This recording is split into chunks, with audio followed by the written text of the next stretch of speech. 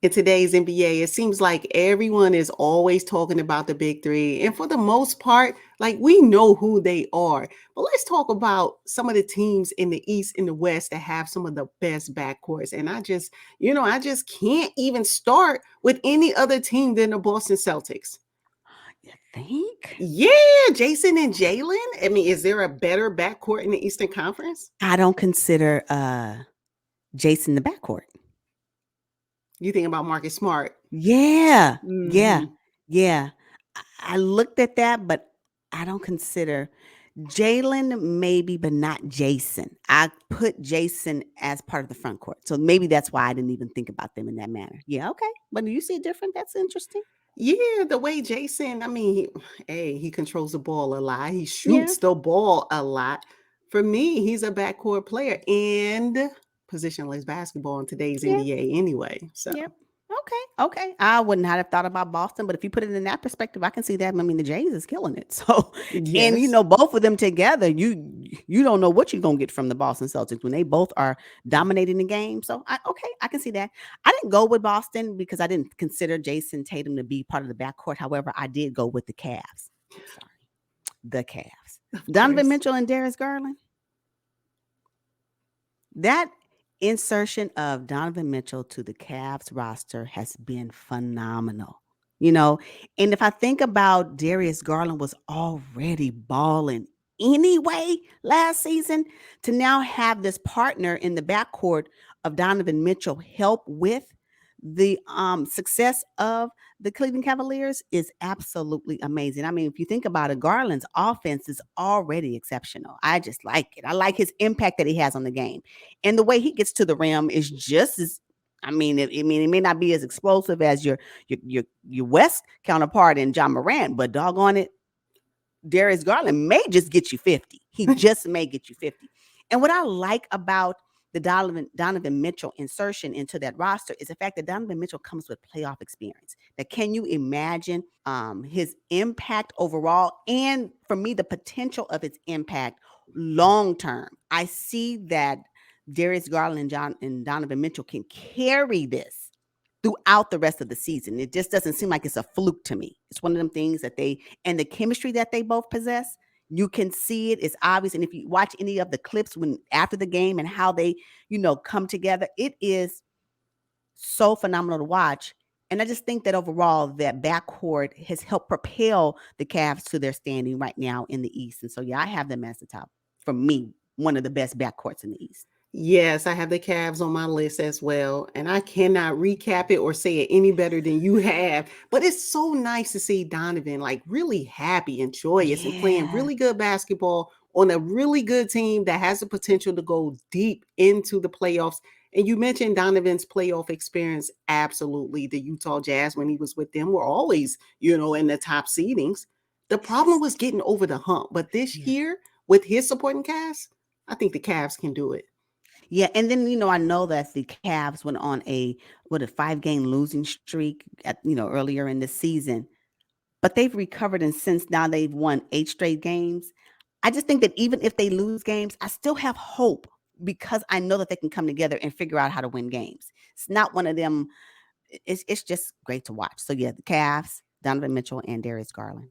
Yes. Now I do have an honorable mention with Trey Young and DeJounte Murray in the I Atlanta have Hawks. them as well. Yep, yep, Yeah, yep, yep. that's a new pairing, but I Mhm. really like what I'm seeing from Trey Young and DeJounte because my concern was who was going to carry them. And it looks like they figured out, Mhm. Nate McMillan and the two guys have figured out how to do it equally. We know Trey Young is their superstar franchise player, but DeJounte Murray is not far behind. I'm telling you, I really like what they're doing in the backcourt. I think what makes it work so well is that they balance each other out, right?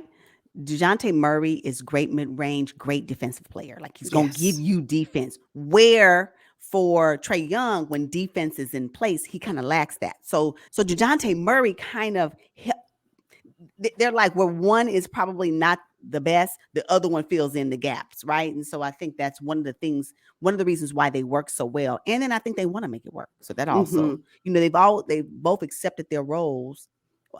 More so DeJounte Murray, he's accepted his role on the Hawks roster, and the fact that they're able to balance each other out, I think makes their idea of the best backcourt, something that we can talk about. Yeah. What do you think about James Harden and Tyrese Maxey? Haven't seen enough. Okay. Haven't seen enough, James. Golly, it just seemed like he just can't stay on the court I ever know. since he's been traded. So until I see more, and now Maxey's out. So even if James comes back, Maxey's out. So I can't form an opinion on them quite yet. Interesting. Okay. Yeah. So let's move to the Western Conference now. For me, the Memphis Grizzlies. Just what? I mean, woo, Ja Morant, Desmond, Bane. What more can I say? They're the up and coming top backcourt in the Western Conference. It used to be Steph and Klay. Now it's Ja Morant and Desmond Bane. Nailed it. Like, what?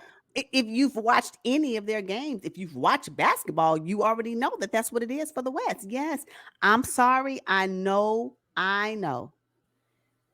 History and legacy prevails, so it should really be Steph Curry and Klay Thompson. I'm sorry. Move aside.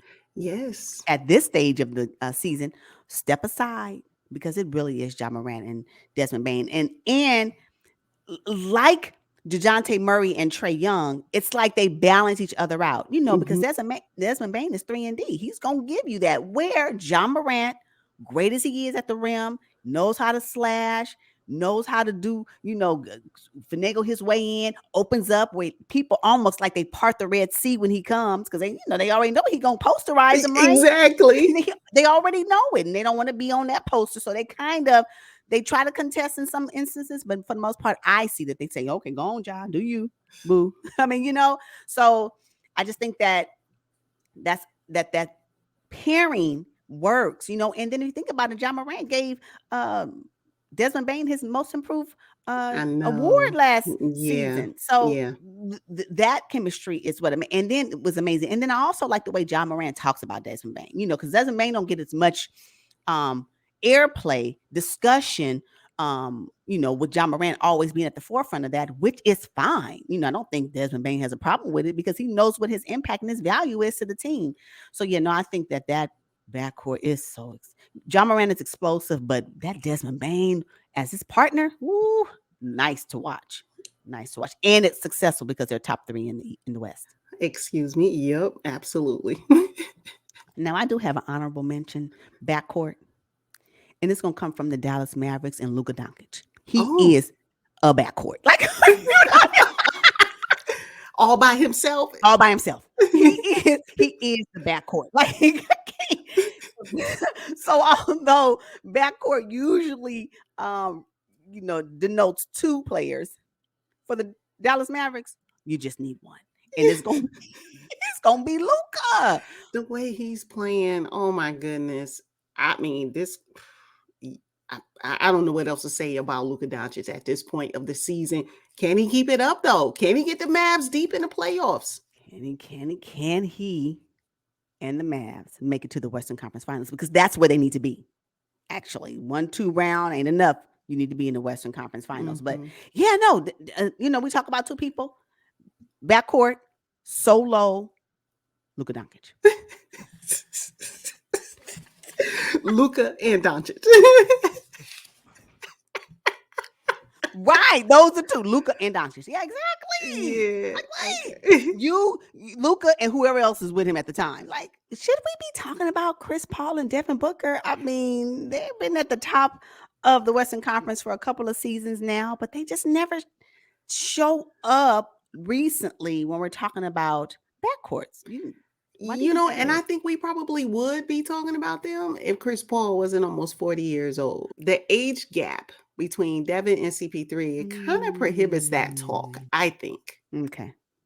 Because they're not going to be contending like much longer together. True. When you talk about Ja and Desmond Bane, what? They're 1 and 2 probably for the rest of their career. Yeah. And the Phoenix Suns do very well in the standings, but for some reason, I don't know. I don't know. But another one that I'm going to continue to watch and see what it looks like is from the Sacramento Kings, De'Aaron Fox and Kevin Huerter. Oh my goodness. Hey, I'm just saying, I'm throwing it out there. But the Kings light the beam. I'm just like, I'm saying, so yeah, Kevin Huter. good pickup for them. He sure Mhm. didn't show up like this for the Atlanta Hawks. No, he did not, and I don't think he was able to. Mm-hmm. Sometimes it depends on where you are, and he's at the Kings with Mike Brown. Yeah, so just honorable mention. Y'all check out the Kings. I got my nerve. Look at me. Just can't Promoting the believe it. Kings. I got my nerve, I right? can't I'm just believe telling it. you, when you get new information, you form new opinions. And that's just where I am right now.